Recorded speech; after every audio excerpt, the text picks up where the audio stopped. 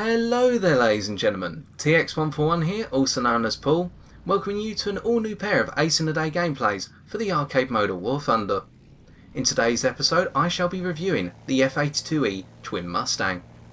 To provide you with a brief historical overview of the aircraft in general and the variant depicted here in War Thunder, we must go back to 1943 and realise the Pyrrhic cost of the island hopping operations in the Pacific Theatre of Operation, and the need, as identified by the United States Armoured Air Force, for a very long-range heavy fighter or escort fighter to try and attack the Japanese further along the campaign trail rather than an island-by-island basis.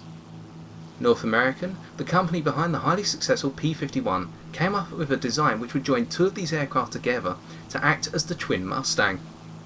This plane would have two pilots to relieve against fatigue both during the journey and in combat theatres of operation, and both pilots would have access to complete control systems, in terms of a joystick.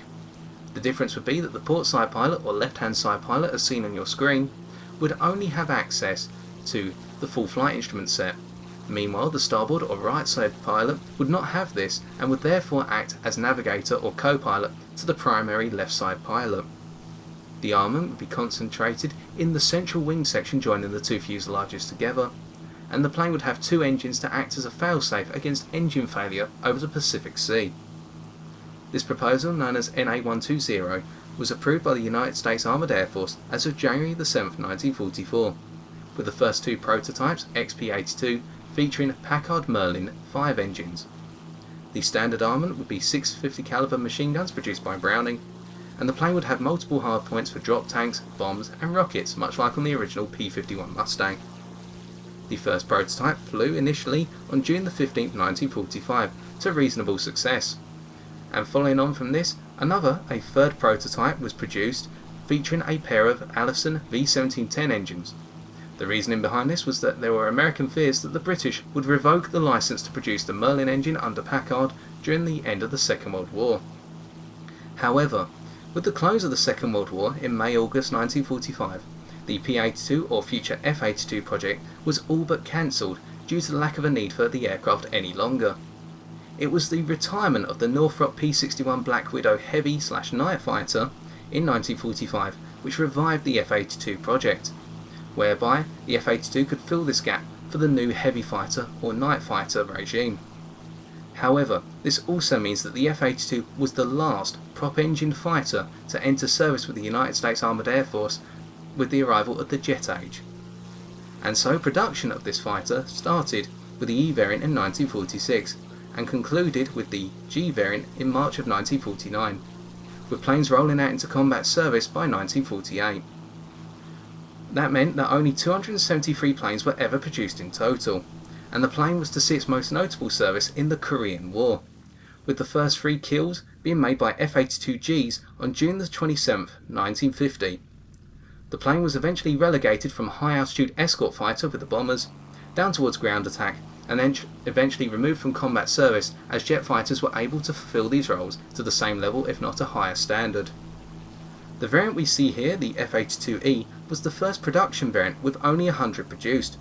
It was based on the F-82B version, which was more of a prototype build, and featured 650 caliber M3 Browning machine guns in that central wing join, and was intended as an all-weather escort/day fighter, powered by a pair of Allison inline V1710 143 1600 horsepower engines to produce a combined output totaling roughly 3000 horsepower. And with that being said, and our long history out the way, let us get down to the review for today. Ergo, our first gameplay for today is taken from the ground strike map Green Ridge to the following setup. Tracer belts for the 12.7mm, reason being that the sole armour-piercing incendiary tracer round is very effective in multiple regards, with the armour-piercing incendiary round, or component I should say, being able to get through enemy fuel tanks and set them on fire, meaning that our opponents have to fly off and die as we fly off to our leisure. The tracer component has 2 important reasons for its usage here. Firstly, as an accuracy guide, especially seeing as I am a player not used to using stealth ammunition. I prefer to have the tracers in order to correct my fire if I miss my initial burst.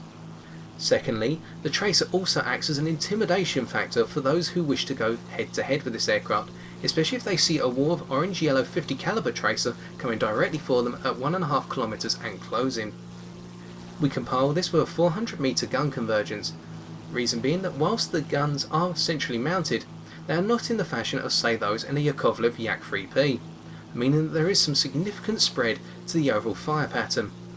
By having a 400 meter gun convergence, we maximise the spread at extended distances, i.e. 800 metres to a kilometre, allowing us to do sufficient damage to multiple sections of a heavy bomber that we may be tailing, especially if we are chasing a B-17 for example, tail on. And finally we have a 45-minute fuel load. This is the minimum fuel load that you can mount in this plane and means that you have the lightest possible configuration that can make it to the end of the game.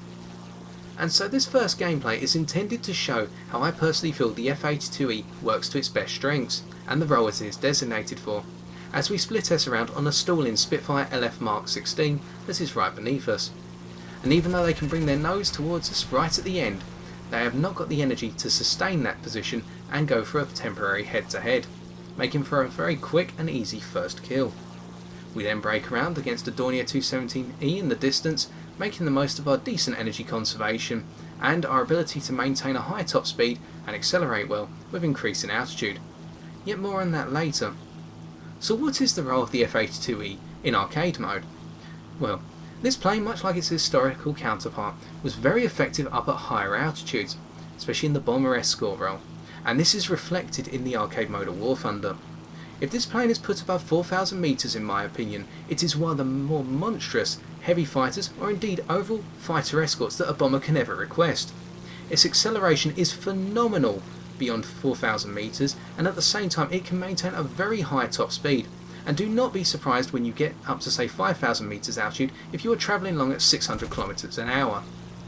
We can very quickly use our speed and our overall elevator responsiveness to dodge a head-to-head with a Dornier 217E's cannons, or the 20mm cannon in this case, and so as we level out and continue to fly along, now up at 5,000 metres, we should talk about the altitude performance of this aircraft. Below 4,000 metres altitude, this plane is a nightmare in terms of handling. It suffers from controls which are very irresponsive, and at the same time it cannot accelerate above 450 km an hour without the use of WEP, and this means that this plane is a sitting duck for any of its battle rating contemporaries of 5.0. However, climb up to 4,000 metres or more and you have the ability to do this with one of the highest climb rates for your battle rating, interestingly enough, and you will find that this plane becomes a whole lot different. As we go to split S on this Messerschmitt 109 G2, we see that the G2 is a more aware pilot by comparison with the Spitfire F Mark 16, and soon, as they break the round into a dive and try to change their direction, we see that our second burst does set them on fire. Although unfortunately this G2 is a little bit inflammable for my liking and will be a bit of a harassment for the next couple of minutes of this game. We break up and we can see a Year 2 crossing our path, and thanks to our great elevator responsiveness we can put our nose back down and go in for what is our second kill, before continuing to break away from the Messerschmitt 109. At this point I opt to turn around because I have an enemy B-17 coming around, and also this 109 seems to be trying to tail me, or so I thought, when actually I get the perfect beam shot on them.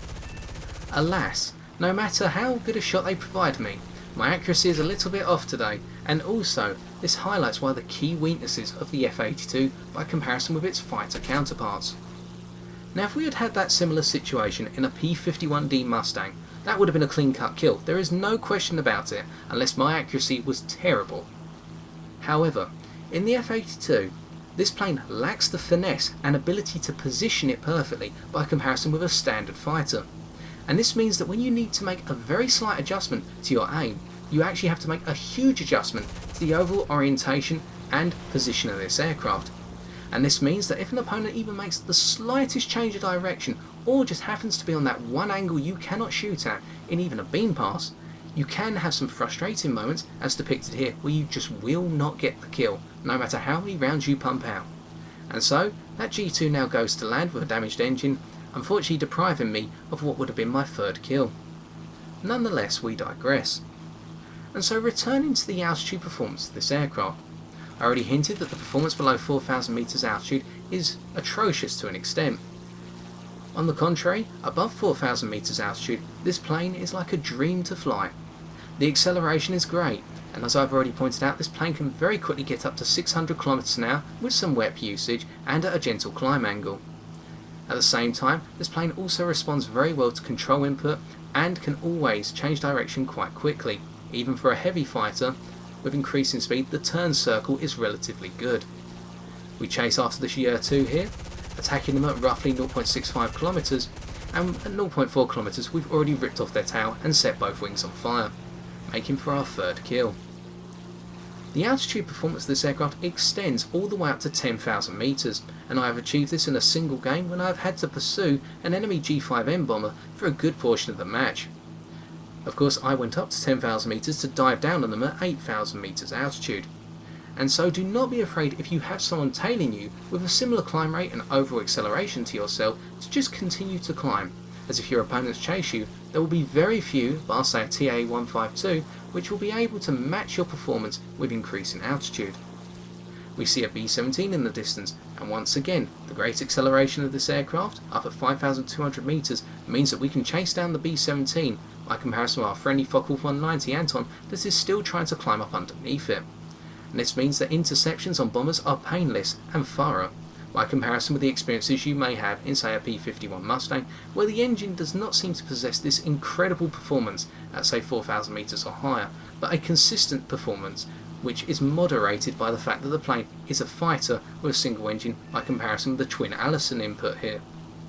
The B-17 is flying level with their tail towards us, and so this is the difficult situation, whereby we are going to have to get hit in order to take out the B-17, especially with at least two gunners facing towards us in this situation, if not more. So as I zoom in, I look to see whether the B-17's already opened fire. They have not, so I start spraying at 1.2 kilometers, with my rounds being instant at a kilometer, and the B-17 now breaks upwards. I continue my pursuit, just holding down the trigger with a huge amount of lead being pumped out. My guns are starting to jam, yet I know I'm going to get the kill. And taking off the right wing, we now have 4 in the bag. Having gone right off to the edge of the battlefield, we brake around quickly, thanks to our high speed and decent turn circle with speed, in order to get back onto the battlefield before our plane is reset. And so we can see there, if you need to just hold down the trigger and win by a battle of attrition against an enemy bomber, you have the capacity to do so, although it is a little bit lacking in finesse by comparison with some of the other techniques you can use. And as we level out, we now look around and see that there are no other targets up at high altitude. We have achieved our goal, and we now have to look into the speed performance range of this aircraft. I would strongly recommend, within a speed range of 450 to 650 km an hour, that you make the majority of your manoeuvres and deploy this aircraft. The reason being, at 400 km an hour or less, the plane starts to lack the overall manoeuvrability that you would perhaps expect from a frame such as this, even though it is a heavy fighter. And at say 700 km an hour, you will find that the controls will begin to lock up and become sluggish, especially with your decent roll rate starting to become compromised, and the elevator starts to have a little bit of difficulty in responding instantaneously to your input. With our overall dive speed here, we catch this Wellington just in the nick of time as the game comes to its end as well, once again showing the overall high speed performance of this aircraft and how it can chase down the bombers much more effectively and rapidly by comparison with some other fighters. And so with that being said, let us take a look at some post-game stats.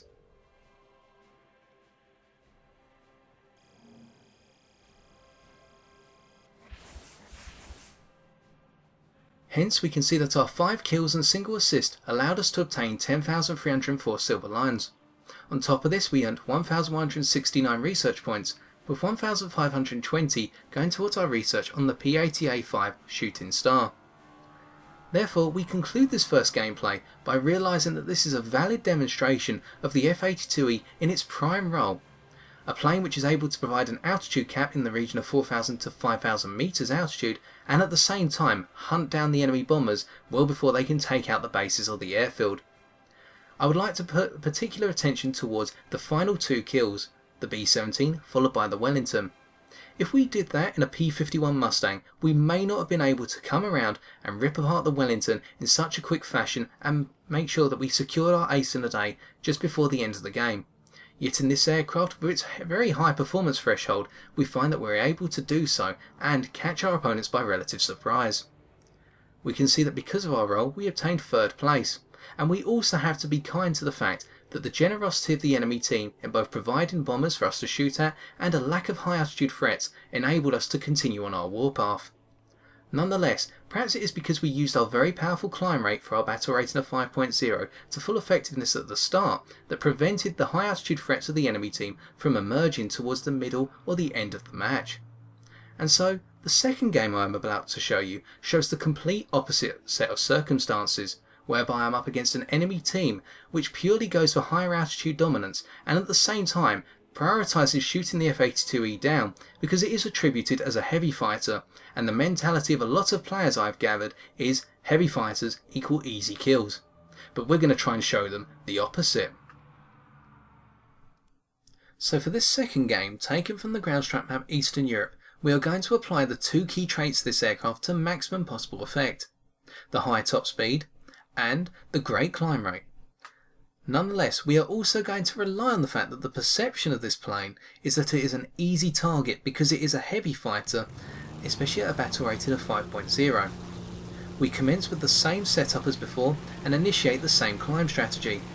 Although as we continually look around at the enemy team and our own fighters, we can see that we can equal their climb rates if not surpass them, once again highlighting the very good climb rate of this heavy fighter. We also have to note that the durability of this aircraft, being moderate, is also buffered by the fact that this plane has a weird fuselage design, much like the P-38G Lightning. That central gap, or the central rectangle, position between the 2 main fuselages, the central wing section and the tail section, means that some cannon shells from planes such as the Fokker 190A4 can actually pass through and not be instant on your plane, leading to a lot of confusion and perhaps frustration as part of your pursuers. We continue to climb, and now up to an altitude of 3,900 meters, we highlight that a P-63A10 King Cobra is making their way directly for us. Meanwhile, an enemy Messerschmitt 109F has opted to fly off to the side and attack a friendly I-185 instead. Although our real premise here and target was that Yer-2, something which we will never be able to obtain now. As a result, we have the flight or fight syndrome here. Really, it should be actually called the choice, because at 4,300 meters altitude we could have broken around and flown off to gain higher altitude position. Yet the P-63A10 is our priority here, and we go for the head-to-head, dispatching their pilot at a distance of 0.6 kilometers through an indiscriminate spray, and we replicate this on the Spitfire F Mark 9, unfortunately missing due to the lack of finesse that the control surfaces of the twin Mustang provide by comparison with that of the Spitfire. However, we continue on our brazen approach, going head to head with a standard Yak 3 and only taking a grazing shot whilst giving the same back to them. And then we brake around as the Yak 3 makes 2 very sharp turns in order to come around onto our tail. Yes, we have compromised some altitude by making a sharp brake turn downwards, but at the same time it has given us the speed, i.e. roughly 580 km an hour, in order to gradually break away from the Yak 3 as they use their superior acceleration and performance at low to medium altitude to catch up. And what this means is that this 1 versus 1 dogfight, which should be a really easy one for the Yak 3, is now going to be a case of pursuit and endurance, especially seeing as their friends, i.e. the P-47 and the LA-5, have broken off, and it is now truly a 1 versus 1 over an extended distance. The Yak 3 is starting to catch up now, increasing their altitude and at the same time building up their speed. But we are going to see that a friendly P-51D Mustang is about to interdict. It is on the right of your screen right now, and this is one of the key assets that using your high top speed can provide. The ability to lure those who may pursue you over incredibly long distances back into friendly territory, away from their own friends, and therefore put them in a difficult situation. The Yak 3 of course goes to dogfight with the P-51, and so now we come around to intervene on the behalf of the P-51, with the Yak 3 gradually gaining the advantage thanks to their higher manoeuvrability, but I will be the last thing they expect to return into the fight at this stage. And so as the Yak 3 makes a sharp turn around and downwards, we open fire. Only 1 hit was required, and it took out their fuel tank and set the plane on fire. This means that as the Yak 3 burns to death, we can reflect on the fact that if only they decided to turn around when they had the chance, allowing us to achieve our second kill. And so this is the philosophy we will continually apply throughout the rest of this game. Force a dramatic head-on, and also apply quite a bit of luck in our favour, by the fact we will not get taken out in the head-on, and then lure our opponents that continue to pursue us back towards friendly fighters. and we rinse and repeat this against this Spitfire F Mark 9, the same one from earlier, as it climbs after a friendly I-185, dispatching them right as we start climbing.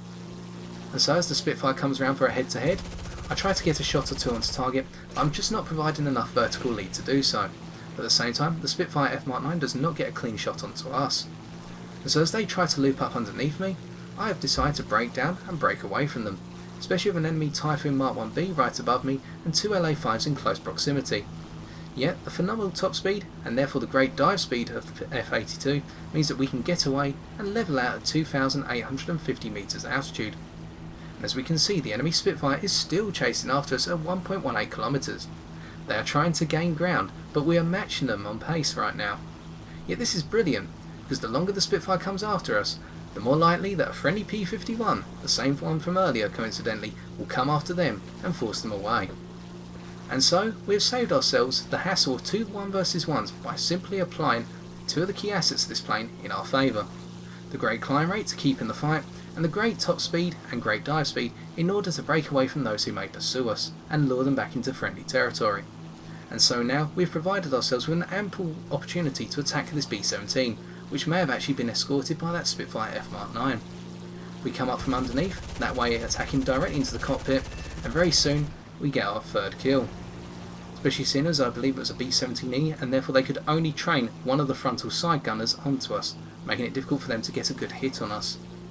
And we continue by breaking down this enemy P-51D5 Mustang, who seems to have tunnel visioned a little bit, and makes for quite a quick 4th kill. Even when we have a Yak 3 flying underneath us, who in the midst of a dive does not look up. And so we continue to fly level, rebuilding our altitude, reloading our guns, and sacrificing a little bit of speed in order to try and get away from the battlefield and reassess the situation. We have seen therefore that already we have enticed our opponents into fights which they could never quite fulfill, although this time we're going to have a bit more difficulty. We see an LA-5 chasing after a friendly P-63 King Cobra. The King Cobra is fast in the dive, and this is technically where I make a bit of a mistake. I opt to try and attack the LA-5 to get it off of the tail of the P-63, yet as soon as I break around, the LA-5 breaks onto me because they instantly recognise that I am the easier target. And so I do what I must, I go for a head-to-head, because I will not be able to get away if I break into a split S right now. I open fire in extended distance, but I just do not get the hits on target. But at the same time, the 20mm cannons of the LA-5F do not register on myself to a sufficient extent. And so here, at an altitude of 3,900 metres, I decide to continue flying level, but I realise that very soon the LA-5 will gain ground on me, even when they are being attacked by both a friendly P-47 and P-63. And so I do the only thing that I can, turn, make a very tight engagement, providing them with limited time to shoot onto target, and try and fly away, with a good portion of their boats going wide, and therefore allowing me to continue on my straight pattern. Even when I do take some damage to my main fuselage, we can see the moderate durability coming to life here. And we now have a head-to-head with an LA-5FN, who breaks out of the head-to-head at 0.5 kilometres thanks to the rather intimidating force of our 650 caliber machine guns, although this can only work for an extended period of time, seeing as we now have the LA-5FN having broken up underneath us, coming after us and gradually losing the ground on us. Although they do have some of our friendly fighters chasing after them, and so soon we are relieved of our potential hazard, and we can press on attacking this enemy Beaufighter directly in front of us. Now going head to head with this Beaufighter is going to be suicidal. 420mm cannons means that instead I'm going to use the elevator to break right up over them. And as they try to force their own climb onto us, we can very quickly come around for a combination of rudder and a hard turn in order to drop back down on the Beaufighter Mark 10 and dispatch them for what will be our ace in a day. At this point I continue to dive down and then level out at roughly 3,000 metres altitude in order to break after this enemy LA-5 and try and turn the tables against them once more. Looking around of course to make sure I've got no pursuers after me, the LA-5 begins to dive down towards the ground with critical damage, and so there is no need for me to continue pursuit. And we can see here how the moderate durability of this plane means it can stay in the fight for quite a period of time, even when going up against all the odds. And so, having performed an Immelmann, and we should note here that when you do take some damage to the wings, especially the aileron tabs, your roll rate will be compromised massively, even when you take very limited damage. We see an enemy F-4U Corsair climbing up underneath us, and we do our best strategy ever, climbing up towards the sky and making sure that the Corsair cannot climb with us due to their rather limited climb rate by comparison with our own. And so, as the Corsair breaks back down towards lower altitudes, we commence in a dive of our own, although the Corsair has resigned themselves to the fact that they will not be able to climb up underneath me and will therefore need to perform their own dive to make sure I cannot catch them, applying the same strength essentially as what the G2 did in the first game. So at this point I level out and look behind to see an enemy Spitfire gradually encroaching but actually losing ground to myself, and so I decide to continue looking around, and realising that they're flying towards friendly bombers, I have to act by breaking around and drawing their attention. B-17's being harassed a bit, although we've got a friendly I-16 Ishak flying after them as well, and so at this point it's going to be a case of me interdicting where the I-16 cannot. I have no other threats flying underneath me or at a level altitude to myself, so I'm in the clear. And now that the I-16 has caught up to the Spitfire, I can force the Spitfire to have to either go or bail out of a head-on, and I achieve my 6th kill, meaning that the Spitfire had to react to both the I-16 and my own presence, something which they may not have been expecting.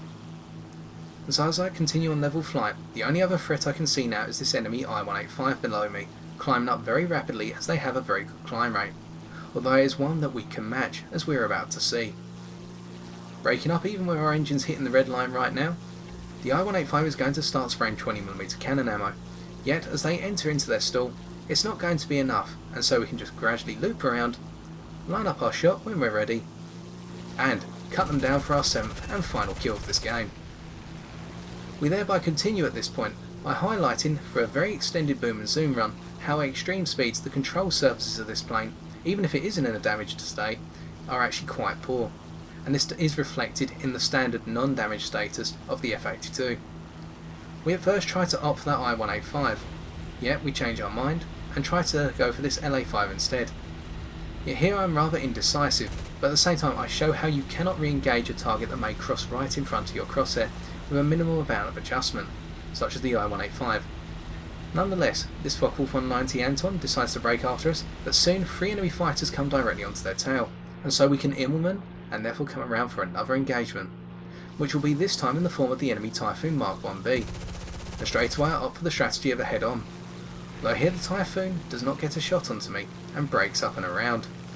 I cannot outturn or outperform the Typhoon, so I go for the one asset that I have, dive and build up speed.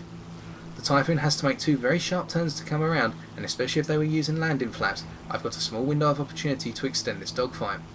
And as we can see, the distance encroaches beyond 0.96 kilometers and then begins to drop once again, but we've allowed ourselves the room to live towards the end of the game. And so that being said, let us take a look at some more post-game stats.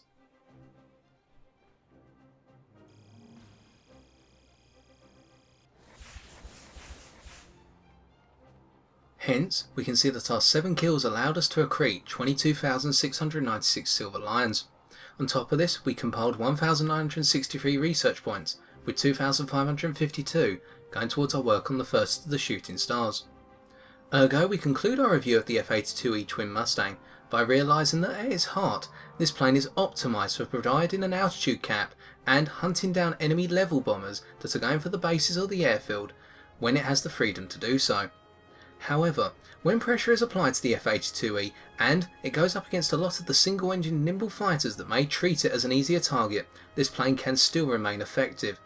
By going into head-to-head engagements whereby the 650 caliber machine guns can either shred your opponent or force them to evade the fire, you are able to break away, force your opponents to try and chase you down, yet thanks to your very high top speed, both on a level and in a dive, you can force your opponents to waste a lot of time chasing you, lose all of their friends, and come into your territory. At which point, some of your friendly fighters may opt to try and engage your opponent, and when they do so, and your opponent is distracted by your friendlies, you can break around thanks to your decent turn circle at a speed of 450 to 650 km an hour, and you may just settle the score if not one of your team does beforehand. Additionally, we also have to note that the durability of this aircraft is moderate, yet, due to the strange frame design, in terms of the fuselage, you may find that a lot of the fire directed towards you, as depicted in this second game, is not actually instant on the aircraft, with sometimes nose-mounted armament actually passing between the 2 engines and not hitting the fuselage. We can see by being more aggressive in the second game and going for that against all odds attitude, we came first, Not by a huge margin, but because we stuck in the fight for as long as possible, and we continually lured our opponents away from friendly territory, if we could, and pressured them into situations which they could clearly not handle anymore. That 1 versus 1 engagement they always desired never truly came about, even when the LA-5F had a clean shot on us. By turning tight and providing a minimal amount of time on target, we lured them back against our friendlies in the end and led them to certain death. As a result, if you are looking for a high altitude heavy fighter which can take down enemy bombers in level flight with relative ease and at the same time provide an altitude cap for the rest of your team, I strongly advise you give the F-82E twin Mustang a go. And for those of you who class this as an easy kill, I have 3 words for you: treat with respect. And so I've been TX141, and if you've enjoyed this video, why not leave a like, comment or subscribe for future War Thunder videos on my channel. I'd just like to say a quick and belated thank you for 800 subscribers, ladies and gentlemen. It's been an absolute pleasure so far, and it will always continue to be, even when I have to review planes which may not be as easy to review, such as the F-82E twin Mustang. But I had a great amount of fun reviewing this aircraft, and I will try to get around to doing some more subscriber suggestions for reviews in the near future.